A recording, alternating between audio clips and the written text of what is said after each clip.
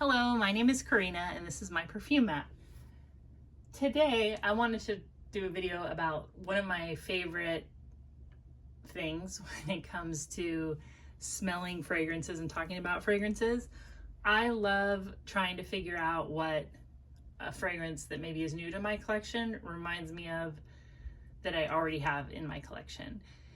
And I really enjoy having like an expensive fragrance and being able to maybe kind of hack into what makes that fragrance unique and see if I already have something like it that's much cheaper. So I bought let's see if I can open this drawer without knocking it over. I bought like a lot of perfume not too long ago, and it came with a big bag of samples, and the samples were pretty exciting because they were all like Le Labo or you know, just like there was some fragrances in there that like I probably would never purchase if I had to buy even the sample outright, because a sample this size from Le Labo, if you buy it directly from them, is like $7 or $8. And you know, if you buy them from Scent Split or micro perfumes like Le Labo's, like they're not cheap to get the sample. A lot of times the bottles of perfume that I buy aren't much more than $7 or $8. So even though I believe in sampling, I think sampling is really cool, I don't always do it because sometimes like I'll fill up my cart like at some place like Scent Split, and then I'll be like, it's $100 and I'm gonna get like this tiny box full of samples. Like, I don't know, maybe I'll just like look for some cheapies. But anyway, I ended up with this sample, and I recently decided to check this one out like a couple days ago. And as soon as I sprayed this one, and I sprayed it right on my skin when I was trying it out, I was like, oh yeah, this is like right up my alley. This is exactly what I like. And I have to say that about Le Labo in general. I do think that their fragrances are pretty interesting.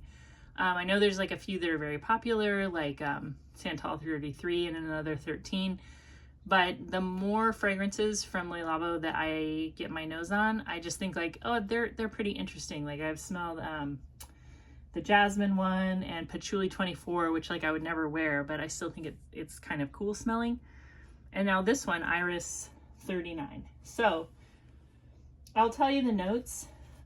This has Iris, Patchouli, Violet, Musk, Civet, Lang Lang, Ginger, Lime, Cardamom, and Rose. And it's the kind of patchouli that I smell sometimes in modern perfumes that is not the green patchouli, but it doesn't exactly smell like the old school hippie like essential oil patchouli either. It's kind of somewhere in between. Like it smells like a synthetic patchouli, perhaps, that they've maybe taken out pieces of it that they don't like. Like I know like Akigala would, when you see that note, that is kind of a rearranged patchouli. What this fragrance smells like to me is a very chewy patchouli. And I know that that might be hard to understand, but it's almost as if like there was a patchouli jerky. Like that's just like what I imagine when I smell this, or like a patchouli bark. Something kind of chewy and very like textured. Like there's a dirty smell, but it's not quite like crumbling earth. It's like very structured. So I get a chewy patchouli, like very green grass, very powdery florals, something soapy, something musky, and something that's almost like hot around the collar after work smell. Like for me specifically, this kind of reminds me of how like my grandpa would smell when he came home from work. He was like a mechanical engineer, and he would always come home smelling kind of musty, but still soapy. You know, he was like a very soapy clean grandpa. This kind of reminds me of like maybe a cologne he would wear. When I first sprayed it, I didn't find it very masculine, but as it dries down, I do notice there's something very masculine smelling to me, and I think it's the iris. I think iris smells kind of old school masculine to me, but I really was enjoying wearing it, and so I went on Fragrantica to look it up and just see what other people were saying, and mostly what they were saying is, oh my gosh, I'm so bummed that this has been discontinued. And I'm like, oh, of course it has. But at the same time that I was reading that, I was realizing, you know what, I have stuff that smells like this. Like this chewy kind of powdery patchouli smell. Like I have this in other fragrances. So I'm going to show you other fragrances that I have that are much less expensive that I think are similar as far as like, it's kind of, they give me like the same feeling. There's something about it that's similar. I'm not saying dupes. I'm not saying that you should get this instead of that. I'm just saying that these all kind of have the same thing going on, and I just think it's a huge benefit to having like a large affordable collection, because I can go through and pick out stuff that really scratches the itch. The first thing I thought of is this Oud 24. So I've talked about this a bunch of times. This is supposedly a dupe for, what's it called? Black Orchid. And I can see that, but this smells more like an aquatic patchouli to me. And again, it's like a dirty patchouli, but it's kind of modern smelling. And there's a chocolatey note. I think this is a bargain. I think this is one of the best Middle Eastern bargains. I have like a pretty, I have a rocky relationship with the Middle Eastern fragrances. I would say that I'm about 50% as far as like what I've liked and what I've not liked at all, as far as what I have purchased. This one is like my number 1 or 2. And I paid $8 for this on Triple Traders. This is a 50 ml EDP, and it has that same very textural patchouli. It has something very similar to Iris 39. I'm going to keep referencing it back and forth. Where did I put that? Oh, it's right in front of me. So I think that if you like Iris 39, or it is 39, right? Yes. Or you miss it, or you just want other things like it, I really recommend this one. The next one that I thought this smells very similar to is, this is a fragrance called Intensified, or #Intensified. I got this off Macari. This is a Dua dupe of Purple Patchouli by Tom Ford. This is the only Dua I own, and the reason why I bought it is every once in a while Dua will give you a coupon for like $15 off or something. And so I got this, including shipping. I only paid 14 bucks, and I really, really like it. And I've always wanted to smell purple patchouli, but it's been discontinued and it's expensive. This same thing. It's the very chewy, earthy patchouli, very kind of powdery, floral. What's missing in this Intensified is definitely the greenness. The Iris 39 has a really, really strong green grass note. It smells like a cut grass, like you've gone out and cut the grass. The next one that I wanted to show you is one that I really like. The more I spray this and wear it, the more I think like this is a total gem. This is Paris Hilton Luxe Rush. And this is a patchouli fragrance with a milk mousse note. Oh my gosh, it smells so good. It's like a creamy, milky patchouli. And the patchouli isn't green. It's a very dark patchouli. I think if you like Iris 39, you would like Paris Hilton Luxe Rush. And I think you would be like delighted at the price and how good it is. There's nothing else. I can't think of anything else like it. This patchouli, milky patchouli smell. Kind of nighttime. But it's also not too much. Like, it's like the milk really tones down that patchouli. And for a second, when I wore these on each arm, I really thought, oh, this is like my closest thing to it. But then like I kept thinking like, is it though? Because it's really missing that green note. So the next thing I pulled out is Elizabeth Taylor Passion, which is actually compared to Tom Ford Purple Patchouli as well. This is one of my favorite fragrances. This one without a cap is one I just got in a lot. I have one with a cap, but I mean, it's perfectly intact. This is the soapiest patchouli of all, and this has a lot of civet. This Iris 39 also has civet. And you can smell it in both of these. It really gives it that earthy, musky, a little bit dirty, kind of yeah, like that I'm a little sweaty smell.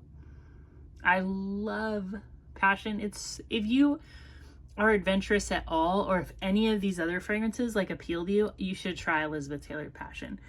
It's gonna blow your mind if you're really used to just wearing like fresh and fruity kind of fragrances or lots of vanilla. But I just think it's worth having at least one thing like this in your collection, because, you know, sometimes you just get tired of smelling like the same kind of thing, and this is very different. But again, it kind of has like a old school, like men's cologne, like really old school. And I think that men would smell great wearing Elizabeth Taylor Passion. And compared to Iris 39, it's like Iris 39 kind of smells like a way toned down version of this. Way soapy, but less soapy. More green. More greens are showing up here. And then I wanted to show you the one I think this smells most like it. And when I realized this, I was so excited because I love this fragrance. This is Choc de Cardin. And the perfumer behind this is Françoise Caron.